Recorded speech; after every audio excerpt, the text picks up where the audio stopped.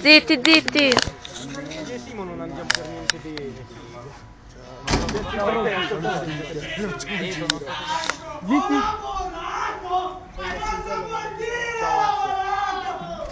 Giorgio può dire che ha lavorato! Dai, non è scemo, più scemo! Non mi sfidare qua! Sei un ippopotamo, cazzo! Giorgio può dire che è stanco! Io posso dire che sono stanco 6 ore da mangiare alla PlayStation! 10 a vedere un motore! Un motore! 1000 culo! Che cazzo me ne frega! C'ho un cazzo 3000 benzina!